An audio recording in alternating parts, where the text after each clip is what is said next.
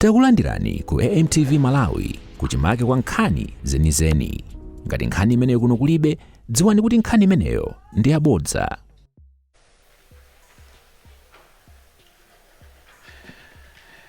Titseke maso tipemphere. Atate akumwamba, pa nthawi ino ya madzulo tifuna tikuthokozani chifukwa cha mphatso ya moyo imene mwatipatsa. Atate taonaninso lero tasonkhana pano pamene commission yathu ili ready kuti ipereke zotsatira za atsogoleri aku nyumba ya malamulo amene anapanga chisankho komanso anapikisana pa chisankho chimene chinachitika pa 16 September mchaka chino. Atate tikupemphani kuti pa nthawi imeneyi mukatipatse nzeru komanso mutipatse mphamvu ku commission yathu kuti pa nthawi imene tikugwira ntchito ya chikulu chotere tikathe kukhalanso amphamvu kuti tikathe kupitirizanso kugwira ntchito zina. Atate tikupempha izi kudzera mwa Mwana Yesu Khristu amene ali ndi moyo ndi ufumu tsopano ndi pa nthawi zosatha. Amen.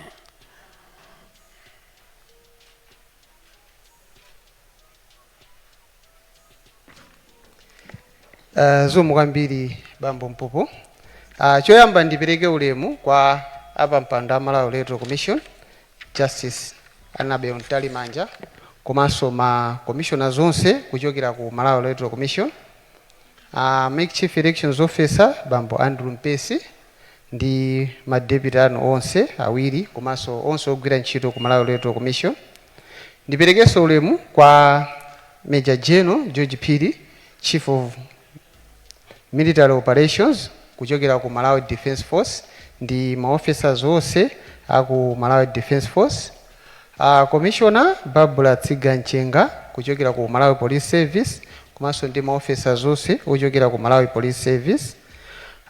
Commissioner General Malawi Prison Service ngati muli pano Mr. Masauko Nyama ya Gwada Wiscott ndi ma officers onse kuchokera ku Malawi Prison Service.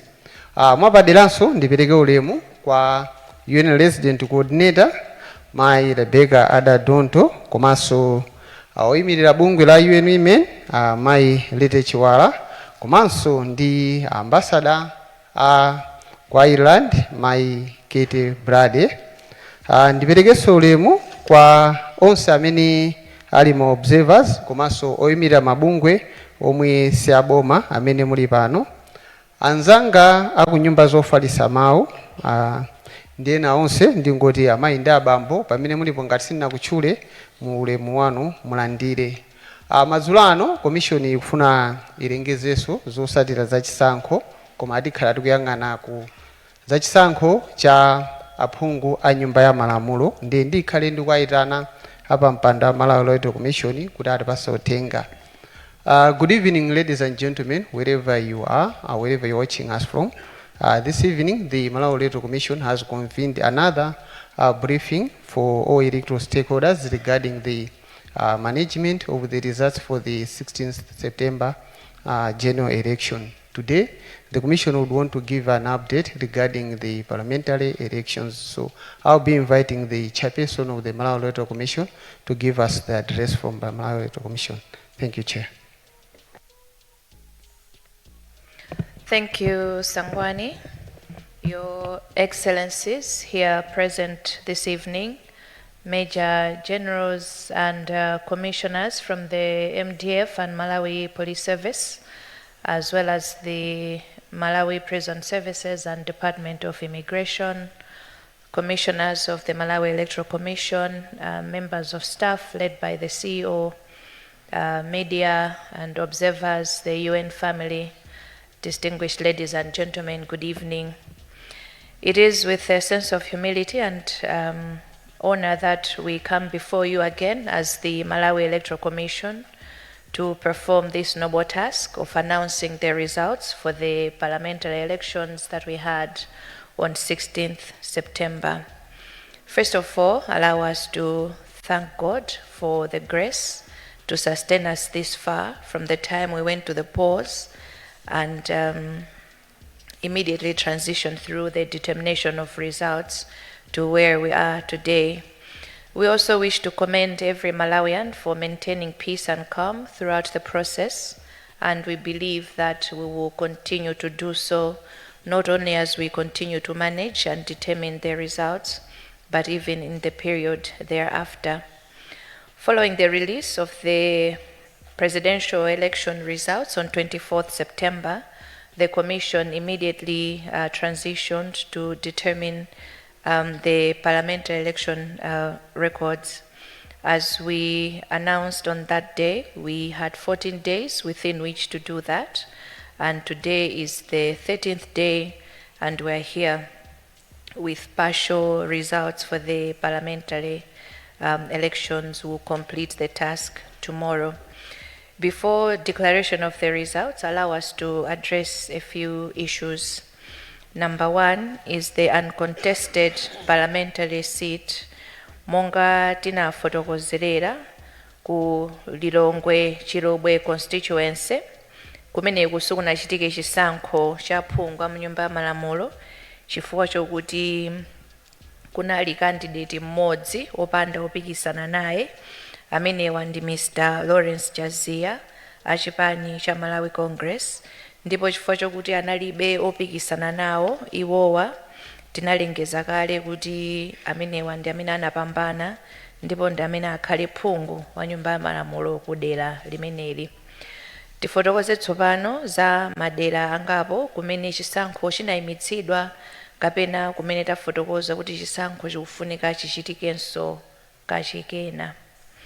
Madera amenewa ndi awa: choyamba ku Blantyre West constituency, kumeneku chisankho chinayimitsidwa chifukwa chokuti Mr. Michael Isaac Chisala amene anali a candidate ya chipani cha Malawi Congress amene anamwalira.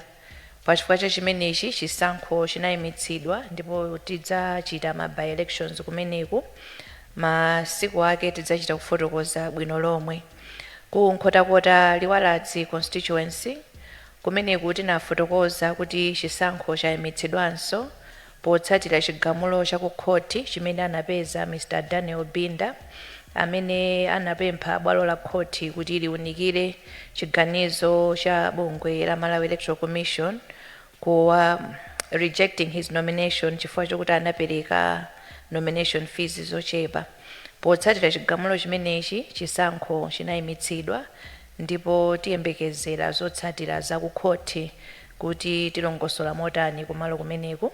Chimodzimodzinso ku Dedza Ntakataka constituency kumeneku candidate Mr. Charles J. Sandram anapitanso ku khoti kuti khoti iunikire chiganizo cha Malawi Electoral Commission powaletsa iwo kuti sangathe kupikisana nawo ifoti anapereka ndalama zochepa.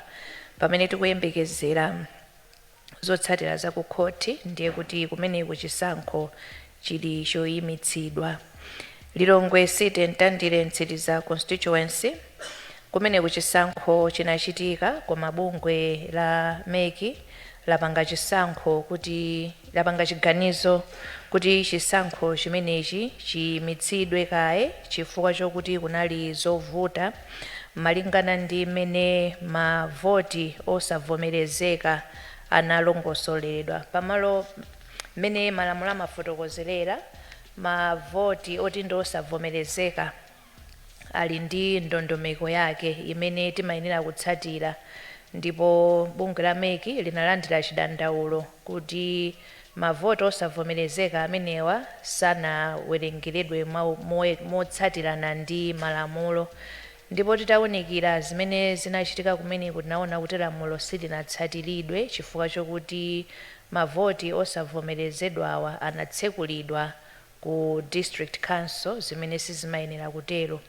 Pachifukwa cha chimenechi commission yakanika kuti ingathe kuwunikira bwinobwino mwa ndondomeko zotsatira za kumeneko, ndipo chisankho chayimitsidwa kumene kuti chitanso chisankho china patsogolo kumene kuizakhala ngati kuti ndi by election pa tsiku limene tizachite kufotokozerera. Pa nkhani ya mavoti amene ali osavomerezeka malingana ndi gawo 96 la lamulo lathu loyendetsera chisankho cha president aphungu a nyumba ya malamulo komanso makhansala, commission imayenera kuwunikira mavoti amenewa pokhapokha ngati kuwerengera kumeneku kungasinthe zotsatira. Pachifukwa cha chimenechi kuli madera angapo kumene tikufunikira kuti tiwunikire kaye mavoti osavomerezeka kuti titsimikizire chiganizo chimene anachita ma presiding officers kuti mavoti ondosavomerezeka adi kapena ayi. Kumalo kumeneku ndi ku Mzimba South East komanso ku Nkatabe Central. Pachifukwa cha chimenechi sitiulutsa zotsatira za kumadera amenewa chifukwa choti tikufunikira kuti tiunikire kaye mavoti amene ananenedwa kuti ndi osavomerezeka. Pa nkhani ya madandaulo takhala tikulandira madandaulo ndithu monga takhala tikufotokozerera, ndipo mmalinga ndi malamulo takhala tikuwunikira madandaulo amenewa ndi kuyankha moyenerera. Madandaulo onse komanso mayankho amene tapereka tidzawatsindikiza pamodzi ndi zotsatira zathu malinga ndi mmene tinachitira pa chisankho cha president. Malinga ndi malamulo kwa iwo amene sakhutitsidwa ndi mayankho amene commission yapereka, ali ndi ufulu opita ku bwalo la High Court kumeneko kuti bwalo la High Court likawunikire ziganizo zimene bungwe la MEC lachita. Tsopano tifike ku ndime yofotokozerera kuti amene apambana pa chisankho cha aphungu a nyumba ya malamulo ndi ndani. Monga tinafotokozera takhala tikuwunikira zotsatira za chisankho chimenechi, ndipo lerolo tikhala tikufotokozerera ndithu kuti amene apambana ndi ndani. Mukuwunikira kwathu taona kuti chisankho chimenechi chinayenda bwino, ndipo zotsatira zimene tikuwulutsa titaziwunikira ndi mmene anthu anaponyera voti. Kwa ife ndikungowulutsa zimene anthu chisankho chimene anthu apanga kudzera mu voti yawo. Monga takhala tikufotokozerera kuti chisankho ndi mpikisano ndipo pamakhala opambana mmodzi, ndipo kupempha kwathu ndikuti iwo amene apambana tiyeni tisangalale mosamala komanso mopatsa ulemu anzathu komanso mosunga bata ndi mtendere. In accordance with sections 96, subsection 1 and subsection 2 and section 97 and 98 of the Presidential, Parliamentary, Local Government Elections Act, I, Justice Annabel Mtalimanja, hereby declare the following candidates as having been elected as members of Parliament in these constituencies: Chitipa District Council, Chitipa North Constituency, Fales Deborah Moyo, female, independent, ndipo apeza mavoti 5,311. Tifotokoza kuti malinga ndi kuchuluka kwa ma constituency tizingotchula amene apambana, koma titsindika mayina onse ndipo tiperekanso ku zipani ndi ma independent kuti adziwe kuti amene apambana ndi ndani, koma kwa lero tizingotchula amene wapambana komanso mavoti amene anapeza. Ndipo tikhalanso will be beaming on the screen for you to be able to follow per constituency. Chitipa Central Constituency amene apambana ndi Afisiani Barnett Nyondo amene wanda independent ndipo apeza mavoti 6,899. Chitipa East Constituency, Kenson Malanga, independent, apeza mavoti 7,331. Chitipa Chendo Constituency, Moses Ramsey Mlenga, UTM, apeza mavoti 5,981. Chitipa South Constituency, Chance Muntali, independent, 12,820 votes. Tipite ku Karonga, Karonga Songwe Constituency, Mungasulwa Mwambande, MCP, 6,506 votes. Karonga Rufira Constituency, Abraham Makwawa, MCP, 4,086 votes. Karonga Central Constituency, Frank Tumpale Mwenefumbo, NDP, 7,802 votes.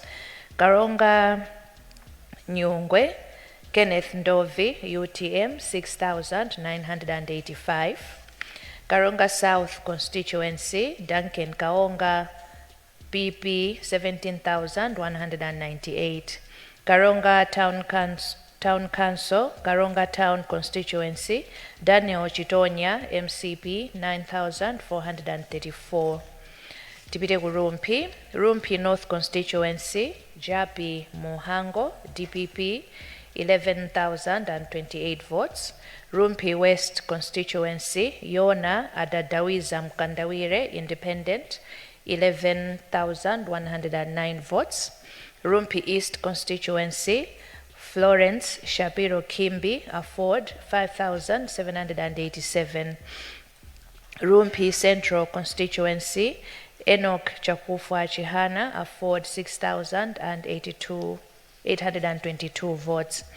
Nzimba District Council, Nzimba North constituency, Catherine Nzumara, UTM, 10,338 votes. Nzimba West, Akim Kumwenda, independent, 8,584. Nzimba Kafukule Madalitso Chidumu Paloi, independent, 7,220. Nzimba North East, Catherine Gomezani Hara, MCP, 14,964.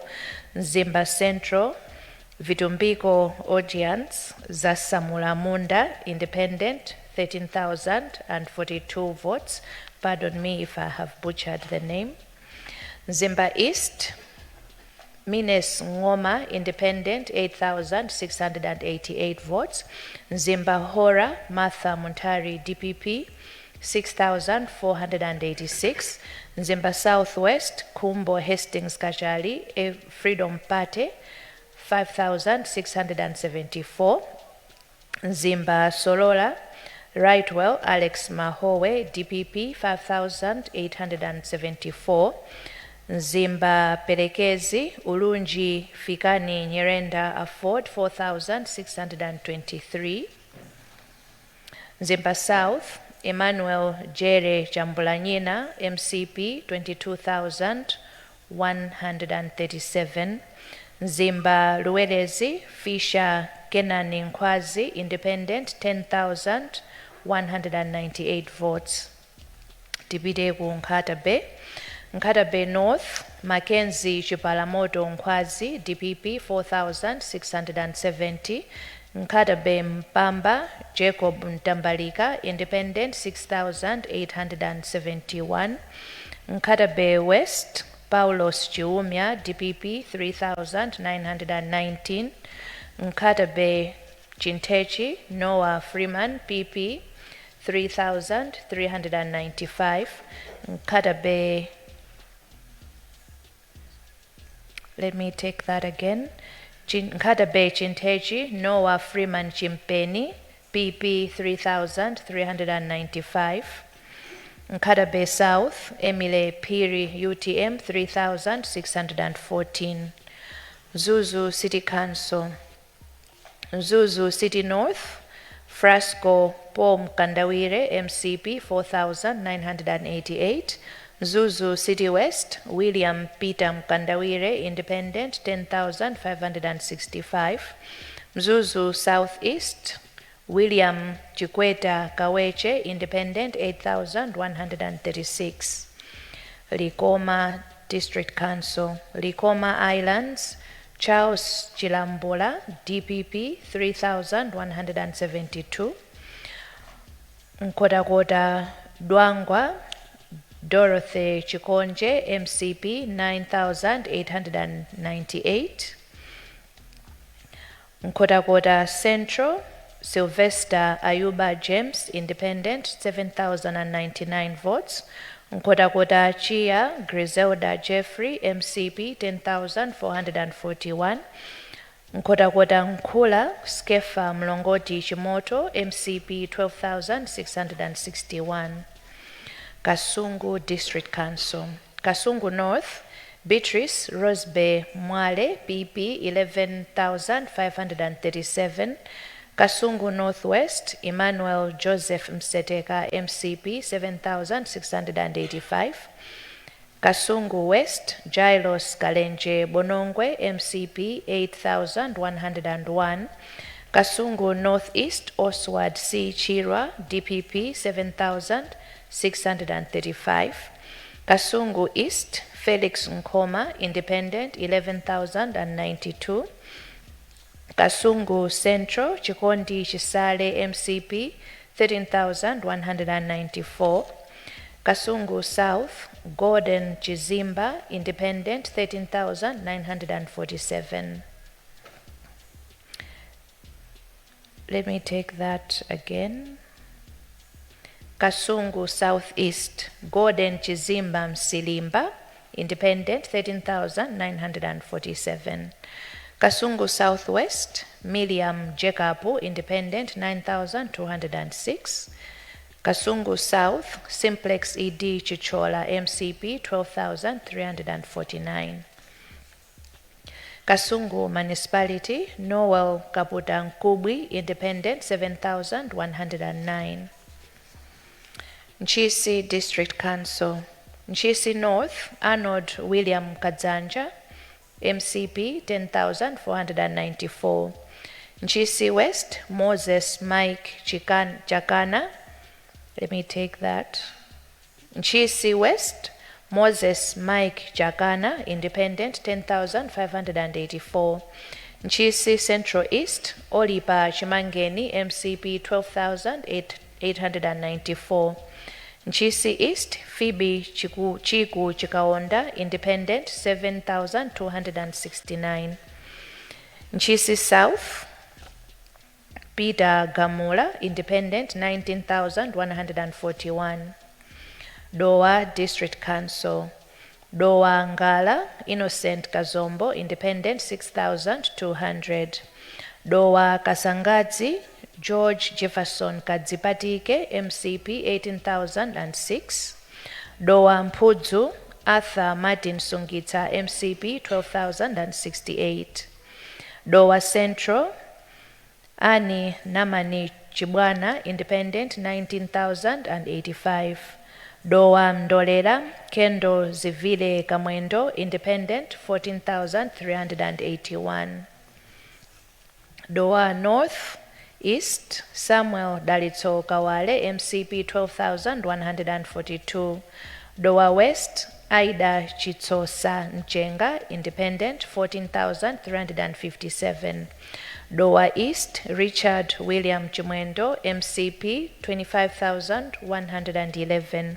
Dowa Central East, Mike Chipala, Independent, 11,592. Dowa South East, Hope Tiwonge Zamba, Independent, 26,756. Amenewa ndima constituencies amene takwanitsa kuunikira.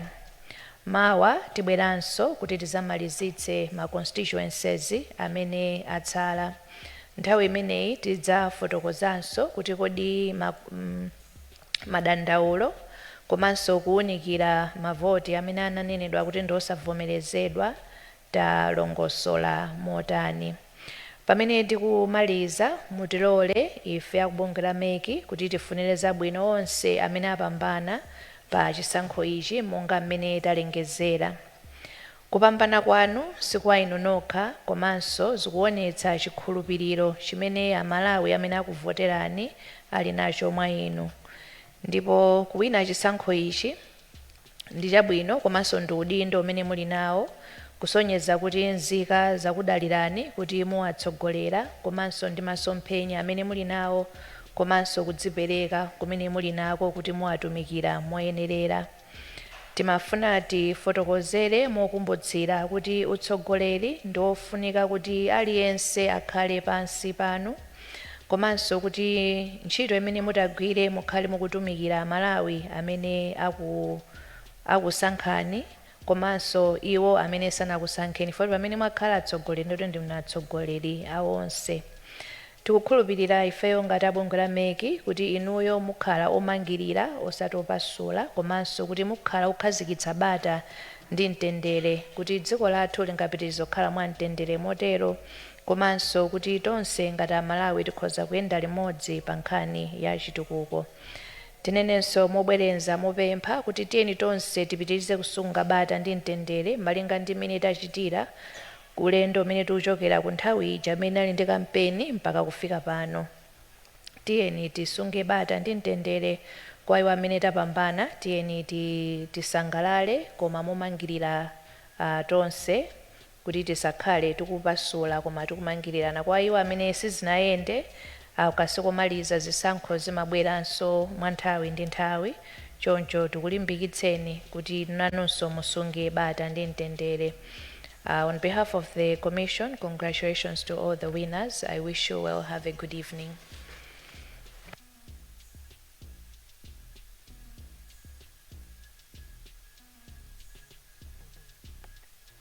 Tipemphere.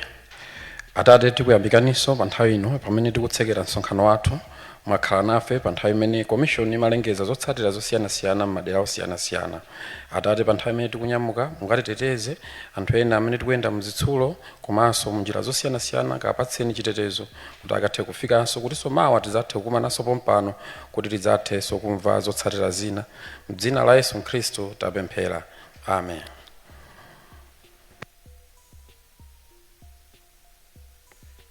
Zomwe kwambiri ndipemphe kuti oyamba kutuluka akhale ma commissioners athu kenako Malawi Police Service ndi Malawi Defence Force komanso Malawi Prison Service titi alondole.